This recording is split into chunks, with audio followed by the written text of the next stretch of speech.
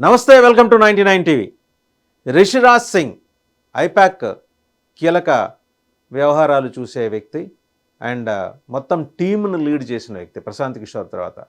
ఆంధ్రప్రదేశ్లో జగన్మోహన్ రెడ్డి గారికి కళ్ళు, చెవులు, ముక్కు అన్నీ తానే అయ్యి నడిపించి 151 సక్సెస్ఫుల్గా 11కి దించేసిన వ్యక్తి అని చెప్పేసి వైసీపీ క్యాడర్స్ అన్నీ ఆయన వైపు ఇలా వేలెత్తి చూపిస్తున్నాయి. రిషిరాజ్ సింగ్ వైపు లీడర్స్ కూడా ఐపాక్ టీమే మా కొంప ముంచింది అని నేరుగా చెప్పేస్తున్నారు. జరిగిన విషయం ఏంటంటే, ఐపాక్ టీంకి సంబంధించి రిషిరాజ్ సింగ్ క్లెయిమ్ చేస్తుంది ఏంటి, నేను చాలా మంచి సజెషన్స్ ఇచ్చాను, అవన్నీ పక్కన పడేసి సజ్జల గారి సజెషన్స్ మాత్రమే ఫాలో అయ్యారు జగన్మోహన్ రెడ్డి గారు అని చెప్పేసి ఇలా రెండు చేతులు దులిపేసుకొని ఆయన హర్యానా వెళ్ళిపోయాట. అక్కడ ఏదో సాఫ్ట్వేర్ కంపెనీ నడుపుకోవడానికి వెళ్ళిపోయాట. సరే, ఐపాక్ టీం పనిచేస్తుంది, but not for Jaganmohan Reddy. ఎందుకంటే ఇప్పుడు ఆళ్ల సాయి మోహన దత్త అని కొత్తగా ఒక ఆయన వచ్చారు అడ్వైజర్ జగన్మోహన్ రెడ్డి గారికి. సో ఐపాక్ ఇక్కడ నుంచి ప్యాకప్ చెప్పేసింది ఆంధ్రప్రదేశ్ నుంచి. కానీ వెళ్తూ ఇంత పెద్ద బండ తీసుకొచ్చి సజ్జల గారిని ఎత్తినేసి వెళ్ళిపోయింది. అంటే సజ్జల రామకృష్ణారెడ్డి గారి వారి నాయకత్వం వల్లే మొత్తం 151ని 11కి చేయగల సమర్థత వారి వల్లే దక్కింది. మేమైతే ఎటువంటి పాపం ఎరగం, రావు గారు మమ్మల్ని ఇన్వాల్వ్ చేయకండి అనే పద్ధతిలో ఆయన నమస్కారం పెట్టి వెళ్ళిపోయారట. ఇంకా చాలా రావాల్సి కూడా ఉన్నాయట బకాయిలు. అడిగే ధైర్యము సాహసం రెండూ చేయలేక ఆయన ప్యాకప్ చెప్పేసి వెళ్ళిపోయారు. నిజంగా రిషిరాజ్ సింగ్ చెప్పినట్టే సజ్జల రామకృష్ణారెడ్డి, వైవి సుబ్బారెడ్డి, విజయసాయిరెడ్డి, లేకపోతే పెద్దిరెడ్డి రామచంద్రారెడ్డి, ఇంకా ఐఏఎస్లో అప్పట్లో ధనుంజయ రెడ్డి, జవహర్ రెడ్డి, అలాగే ఆయన ఓఎస్డి కృష్ణమోహన్ రెడ్డి, ఇలా ఒక 8 మంది రెడ్లు అష్టదిగ్గజాలు అనుకోండి. వీళ్ళందరూ కలిసి దుంపనాశనం చేయడం వల్లే వైసీపీ 151 నుంచి 11కి పడిపోయిందని ఆయన తీరిగ్గా ఒక లెటర్ రాసి జగన్మోహన్ రెడ్డి గారి చేతిలో పెట్టేసి మళ్ళీ వెనక్కి తిరిగి చూడకుండా ఆయన హర్యానా వెళ్ళిపోయారంట. మనం చందమామ కథల్లో చదువుకునేవాళ్ళం, బేతాళ కథలు. విక్రమార్కుడు ఎప్పట్లాగే శవాన్ని చెట్టుపై నుంచి కిందకు దించి భుజాన్ని వేసుకొని తిరిగి చెట్టు వైపు వెనక్కి చూడకుండా మౌనంగా ముందుకు సాగిపోయాడు. ఈయన కూడా మౌనంగా ఏం చేయడు, చప్పుడు చేస్తూ ముందుకు వెళ్ళిపోయాడు ఆయన. ఇక్కడ విక్రమార్కుడు వేరు. ఈయన చప్పుడు చేస్తూ నిందలు, అభియోగాలు, ఆరోపణలు, ఫెయిల్యూర్స్ గల కారణాలు అన్నీ సజ్జల రామకృష్ణారెడ్డి గారికి, ఆ అష్టదిగ్గజాలకి అట్రిబ్యూట్ చేస్తూ వెళ్ళిపోయాడు. మరి ఆ తర్వాత ఏమైనా రివ్యూ జరిగిందా? జనరల్గా జగన్మోహన్ రెడ్డి గారికి ఒక అలవాటు ఉంటుంది, ఆయన రివ్యూ చేసుకోరు, సమీక్షలు చేసుకోవటం ఆయనకి ఇష్టం లేదు. ఆయన రాజ్యాంగంలో అది లేదు, ఆయన రాసుకున్న రాజ్యాంగంలో లేదు, ఆయన చెప్పాలనుకున్న చట్టంలో కూడా అలాంటివి ఉండవు.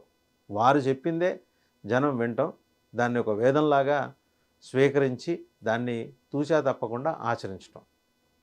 అలా ఆయన చెప్పినట్టే సలహాదారులు కూడా వినాలని ఆయన భావించారు. ఇది అధికారంలోకి వచ్చిన తర్వాత. రాకముందు ప్రశాంత్ కిషోర్ చెప్పినట్టు విన్నారు, ఫాలో అయ్యారు, జాగ్రత్త చేసుకున్నారు, సక్సెస్ సాధించారు.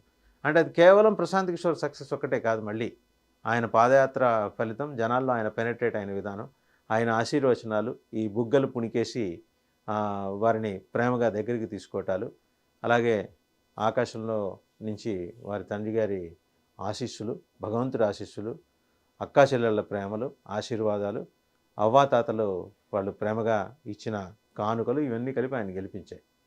ఈసారి ఆయన ఎస్సీలు, ఆయన ఎస్టీలు, ఆయన బీసీలు, ఆయన మైనారిటీలు 40% ఓట్లు వేసినా గెలవకపోవడానికి గల కారణం ఏంటంటే, సరే ఎతకంగా ఆయనకు కనిపించింది ఈవీఎంలు అన్నమాట. పోలైన ఓట్ల కంటే కూడా ఎక్కువ వీవీప్యాట్స్ ఎట్లా నమోదు చేశాయనే దాని మీద సరే ఎలాగో లీగల్ బ్యాటిల్కి వెళ్తున్నారు. ఇవన్నీ పక్కన పెడితే అసలు ఈ కన్సల్టెంట్ వ్యవస్థని తీసుకొచ్చి దాన్ని పార్టీ కన్నా పెద్దగా చూపించి చేసి కార్యకర్తలకి, నాయకులకి, అలాగే కార్యకర్తలు నాయకులతో పాటు వీళ్ళిద్దరికీ జగన్మోహన్ రెడ్డి గారికి మధ్య గ్యాప్ పెంచుకుని జగన్మోహన్ రెడ్డి గారే ఇప్పుడు స్వయంకృతాలకి ఒక రిషిరాజ్ సింగ్నో, ఒక సజ్జల రామకృష్ణారెడ్డి గారినో వారి వైపు తుపాకీ ఎక్కుపట్టడం కరెక్ట్ కాదేమో, మరి అది సమీక్షించుకునే అవకాశం సందర్భం ఇంకా రాలేదేమో మరి జగన్మోహన్ రెడ్డి గారికి. ఇప్పుడేంటి 10 మంది అనేస్తున్నారు కాబట్టి మనం కూడా ఒక మాట అనేసి ఒక బండేసేస్తే సరిపోలా, ఓ బకెట్ బురద జల్లేస్తే సరిపోలా అని రిషిరాజ్ సింగ్ కూడా ఒక బకెట్ బురద తీసుకొని సజ్జల గారి మీద జల్లేసి హ్యాపీగా హర్యానాకి ఫ్లైట్ ఎక్కి వెళ్ళిపోయారు. ఏదో సాఫ్ట్వేర్ కంపెనీ నడుపుకుంటున్నాడు. వెళ్ళిపోయిన తర్వాత ఈ లీక్స్ ఎందుకు బయటకు వచ్చినాయి అంటే, అక్కడి నుంచి ఎందుకు ఇలాంటి బురజల్లుడి కార్యక్రమం ఆయన మొదలెట్టారు రిషిరాజ్ సింగ్. కన్సల్టెంట్ లాగా ఉండాలి అంటే, ఆయన గురువు గారికి ఒకటే తరహా లక్షణం, ఆయనేమో బీహార్లో వెళ్ళి ఓ పార్టీ పెట్టుకున్నారు. వెళ్ళి ఎక్కడ వీలుంటే అక్కడ బకెట్ల కొద్దీ బురద తీసుకుని జల్లేస్తూ ప్రత్యర్థుల మీద రకరకాల గందరగోళాలు సృష్టించే కార్యక్రమంలో ప్రశాంత్ కిషోర్ ఉన్నారు. సేమ్ అదే స్కూల్ కాబట్టి అదే ఫార్ములా రిషిరాజ్ సింగ్ది కాబట్టి. ఇప్పుడు కన్సల్టెంట్లుగా ఉంటూ ఒక వ్యవస్థలో జరిగిన ఎదురైన ఫెయిల్యూర్స్కి వాళ్ళకి ఎవరైతే బాధ్యత అప్పగించారో వాళ్ళ మీదే బురద జల్లేసి వెళ్ళటం ఎంతవరకు కరెక్ట్? రిషిరాజ్ సింగ్ ఇది ఆలోచించుకోవాలి. అంటే ఆయన మళ్ళీ వచ్చి ఆంధ్రప్రదేశ్లో ఏదో ఈ కన్సల్టెన్సీ సెఫాలజీ వ్యాపారం చేస్తారని మనమైతే అనుకోలేం, కానీ భవిష్యత్తులో వచ్చే అవకాశాలు ఏం లేవు. అండ్ రెండోది, రిషిరాజ్ సింగ్ ఎక్కడ ఫెయిల్యూర్ అయ్యారు, అలాగే ప్రశాంత్ కిషోర్ని ఎక్కడ అసెస్ చేయలేకపోయారు. ప్రశాంత్ కిషోర్ ఒకరోజు హఠాత్తుగా హైదరాబాద్ నుంచి ఒక ప్రత్యేక విమానంలో చార్టర్డ్ ఫ్లైట్లో లోకేష్ గారితో కలిసి విజయవాడ చేరుకొని చంద్రబాబు గారి నివాసంలో జరిపిన చర్చల సారాంశాన్ని రిషిరాజ్ సింగ్ ఎందుకు ముందుగా పసిగట్టలేకపోయారు? ఆయన వ్యూహకర్త. ప్రశాంత్ కిషోర్కి ఢిల్లీలో ఎన్ని సంబంధాలు ఉన్నాయో రిషిరాజ్ సింగ్కి అన్ని సంబంధాలు ఉన్నాయి. ఈయనకి ఏం కాంటాక్ట్స్ ఉన్నాయి, ఈయన ఆపరేషన్స్, ఈయన మొత్తం నిగూఢంగా ఏం చేస్తారో రిషిరాజ్ సింగ్కి మొత్తం తెలుసు. తెలిసే అవకాశం ఉంది. తెలిసినప్పుడు ప్రశాంత్ కిషోర్ విజయవాడ వచ్చిన పర్పస్, చంద్రబాబు గారిని కోసం వచ్చిన పర్పస్ వేరు, కన్సల్టెన్సీ కోసం కాదు, వేరే ఈవీఎంల మేనేజ్మెంట్ కోసం. ఈరోజు మీరేదో ఆరోపణ చేస్తున్నారు కదా, దానికోసం అని ఎందుకు చెప్పలేకపోయారు? ఎందుకు అలర్ట్ చేయలేకపోయారు? కన్సల్టెన్సీలో మరి బహుశా ఆ క్లాజ్ లేదా? వారు కన్సల్టెంట్స్గా ఉన్నప్పుడు వారికి ఆ క్లాజ్ పెట్టుకోలేదా? ఒకవేళ ప్రశాంత్ కిషోర్ కానీ మరే ఇతర సెఫాలజిస్టులు కానీ మన మీద కుట్ర పన్నుతున్నారు, లేకపోతే ఇంకో కొత్త కుట్ర కోణంతో తెర మీదకి వస్తున్నారు, తెర ముందుకు వస్తున్నారు, తెర వెనక జరిపేసి తెర ముందుకు వస్తున్నారు, తెలీదా? మరి తెలిసినప్పుడు లేదా తెలుసుకోలేకపోయినప్పుడు రిషిరాజ్ సింగ్ వైఫల్యం స్పష్టంగా అక్కడ కనిపిస్తుంది కదా. మరి అది ఎందుకు వదిలేసి పక్కన పెట్టి రిషిరాజ్ సింగ్ కేవలం సజ్జల మీదే పడ్డారు? అంటే ఇక్కడ రకరకాల అనుమానాలు. కూటమి ప్రభుత్వం వచ్చిన తర్వాత రేపొద్దున కూటమిలోని భాగస్వామ్య పక్షాలకి ప్రశాంత్ కిషోర్ ఎలా దగ్గరయ్యారో తాను కూడా అలాగే దగ్గరవటం కోసం అని చెప్పేసి రిషిరాజ్ సింగ్ ఈ ప్లాన్ వేసుకున్నారని చెప్పేసి ఢిల్లీ వర్గాల భోగట్ట. అసలు ఇవన్నీ కాకుండా జగన్మోహన్ రెడ్డి గారు ఎలాగూ కొత్తగా ఒక ఆయన పెట్టుకున్నారు, ఆళ్ళ సాయి మోహన్ దత్త. సరే, ఆయన పెట్టుకున్నారు. అట్లాగే చంద్రబాబు నాయుడు గారికి అయితే కన్సల్టెంట్స్ అవసరం లేదు. ఈవీఎంల మేనేజ్మెంట్ కోసం ఆయనకు లోగడ ఇద్దరు సాఫ్ట్వేర్ దిగ్గజాలు ఆయన కోసం పనిచేశారు. ఇద్దరు అడ్వైజర్లుగా, పేర్లు వేరే చెప్పనవసరం లేదు, అందరికీ తెలిసింది, వాళ్ళు సరిపోతారు. బట్ ప్రశాంత్ కిషోర్ని ఈవీఎంల మేనేజ్మెంట్ కాకుండా మరి దేనికోసం వాడుకున్నారు? ఈ విషయం ఆ రోజే రిషిరాజ్ సింగ్కి అనుమానం వచ్చి ఉండాలి, రాలా ఆయనకి.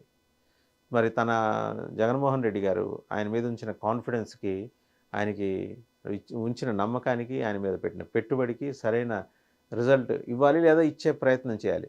మొక్కుబడిగా చేశారా కన్సల్టెన్సీ? ఈ సందేహాలన్నీ వస్తున్నాయి. రిషిరాజ్ సింగ్ అంటే మీరు ఏపీ ఓటర్లకి నేరుగా వచ్చి చెప్పాల్సిందేం లేదు, కానీ కనీసం పరోక్షంగా అయినా, లేకపోతే ఒక మీడియా రిలీజ్ మాదిరైనా సరే మీరు చెప్పాల్సిన అంశాలు చాలా ఉన్నాయి. ఎందుకంటే ఏపీ మీకు రుణపడి ఉంటుంది. మీరిచ్చిన అద్భుతమైన పథకాలు, మీరు చేసిన విలువైన సూచనలతోటి జగన్మోహన్ రెడ్డి గారు ఎలా 151ని 11కి తగ్గించుకోగలిగారు, ఇలాంటి అంశాలన్నీ కూడా ఏపీ ప్రజలు ఇంకా తెలుసుకోవాలనుకుంటున్నారు. అంటే సెఫాలజిస్ట్ అనే ఒక ట్యాగ్ లైన్ తోటి మీరు నిర్వహించిన వ్యవస్థలు, మీరు చేసిన నిర్వాకాలు ఎప్పుడైనా తీరికుంటే ఒకసారి హర్యానా నుంచి మళ్ళీ స్పెషల్ ఫ్లైట్లో వచ్చి ఏపీ ప్రజలతో నేరుగా సంభాషించండి, లేదా మీరు మీదైన పద్ధతిలో ట్వీట్ చేయటమో, ఎక్స్ వేదిక మీద మీ అభిప్రాయాలను షేర్ చేసుకోవటమో చేయండి.